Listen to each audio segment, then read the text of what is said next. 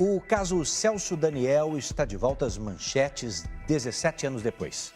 O ex-prefeito de Santo André, cidade do ABC Paulista, foi assassinado em 2002. Tudo isso porque o publicitário Marcos Valério, condenado no mensalão do PT, disse em depoimento à polícia de Minas Gerais que Lula é um dos mandantes do crime.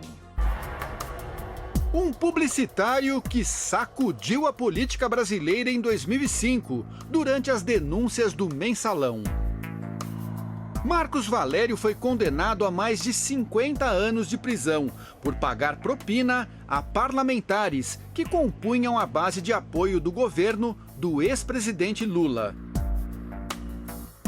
Agora, o mesmo personagem está de volta e pode trazer mais uma peça para o Ministério Público esclarecer um crime que até hoje é controverso.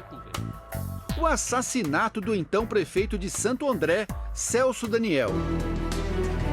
Em janeiro de 2002, Celso Daniel foi sequestrado depois de jantar na capital paulista, ao lado do empresário Sérgio Gomes da Silva, o Sombra. Era ele quem dirigia o carro, que foi seguido pelos bandidos. Armados, eles conseguiram levar Celso Daniel. 2 dias depois, o corpo do prefeito foi encontrado com 11 tiros, numa estrada de terra em Juquitiba, região metropolitana de São Paulo. Celso Daniel era uma figura importante no partido e seria o coordenador da campanha do PT na eleição de 2002. Na época, Sombra passou a ser o principal suspeito. Ele teria planejado o assassinato porque o prefeito queria pôr um fim no esquema de cobrança de propinas de empresas de transporte em Santo André. Sombra sempre negou o crime e morreu de câncer em 2016. A polícia concluiu a investigação como crime comum e apontou como responsável uma quadrilha da região especializada em sequestros. A família de Celso Daniel nunca acreditou nessa versão. Um crime de mando, planejado, de uma espécie de máfia que se instalou na prefeitura. E aí isso precisa ser investigado. O Ministério Público de São Paulo reabriu no ano passado a investigação sobre a morte de Celso Daniel. Os promotores nunca concordaram com a tese da polícia de que o assassinato do prefeito foi um crime comum de sequestro. Os depoimentos de Marcos Valério fazem parte dessa nova investigação, conduzida aqui por Roberto Vider Filho, promotor que atuou no caso na época. O processo corre em segredo de justiça. A Record TV teve acesso ao depoimento prestado por Marcos Valério à Polícia de Minas Gerais. Valério disse que em reunião com João Paulo Cunha, então presidente da Câmara dos Deputados, tomou conhecimento da profundidade e da extensão das ameaças ao então presidente Lula, ao ministro José Dirceu e a Gilberto Carvalho. O deputado professor Luizinho havia relatado detalhes sobre a morte de Celso Daniel e a existência de um dossiê sobre as arrecadações ilícitas que eram feitas pelo Partido dos Trabalhadores na Prefeitura de Santo André. Valério disse que, ao participar de uma reunião com Ronan Maria Pinto, Silvio Pereira e Breno Altman, Ronan deixou bem claro que não iria responder pelos fatos sozinho e que iria apontar Lula como mandante da morte do prefeito. Marcos Valério disse ainda que, após 2005, Lula indicou seu homem de confiança, Paulo Okamoto, para intermediar um diálogo e que, durante uma discussão, Okamoto o ameaçou, dizendo que havia muitas pessoas no PT que desejavam que fosse feito com ele o mesmo que fizeram com Celso Daniel.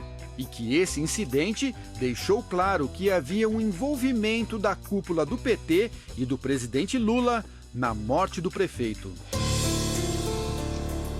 Em 2016, Marcos Valério já tinha falado sobre o caso Celso Daniel em depoimento à Justiça Federal do Paraná. Ele revelou a conversa que teve com o então secretário-geral do PT, Silvio Pereira, a respeito da suposta chantagem que Ronan Maria Pinto estava fazendo à cúpula do PT. O termo certo é chantagem mesmo. Mas o senhor ouviu isso do senhor Silvio Pereira ou deles? Não, senhor. Ouvi do senhor Silvio Pereira, não do senhor Ronan, do senhor Silvio Pereira. E a primeira conversa dentro do Sofitel Hotel, na lanchonete do lado de fora, foi explícito isso, que os ministros José Disseu, o presidente Lula e o senhor Gilberto Carvalho estavam sendo chantageados. O empresário Ronan Maria Pinto foi preso em 2017 pelo envolvimento no esquema de corrupção do setor de transportes de Santo André. Marcos Valério falou também sobre o contrato de empréstimo assinado entre o Grupo Chaim e José Carlos Bunlai, amigo do ex-presidente Lula. O dinheiro seria para pagar Ronan Maria Pinto, que logo depois comprou o jornal Diário do Grande ABC. Valério disse que tinha medo de falar sobre o assunto por causa da periculosidade dos envolvidos no caso. Nas suas palavras, o senhor foi ver quem era Ronan Maria Pinto, correto? Sim, senhor. O que aconteceu? Como é que se descobriu quem era Ronan Maria Pinto? O que o senhor fez para descobrir quem era Ronan Maria Pinto? Excelência, o que eu descobri é muito sério e eu não queria me envolver. E vou pedir para não responder essa pergunta. Por quê? Porque é um assunto muito grave e eu não quero correr risco. O advogado de Ronan Maria Pinto disse que as declarações de Marcos Valério são falsas. Uma tentativa desesperada de conseguir uma colaboração premiada a qualquer custo e com qualquer informação, mesmo que não esteja sustentada por uma prova documental ou outras testemunhas que sustente. Em nota, o PT também afirmou que Marcos Valério mente. O ex-ministro Gilberto Carvalho diz que não conhece e nunca falou com Marcos Valério e que o mesmo vale para o ex-presidente Lula. E acrescenta: tomarei medidas judiciais para que o senhor Marcos Valério pague por mais este crime que cometeu.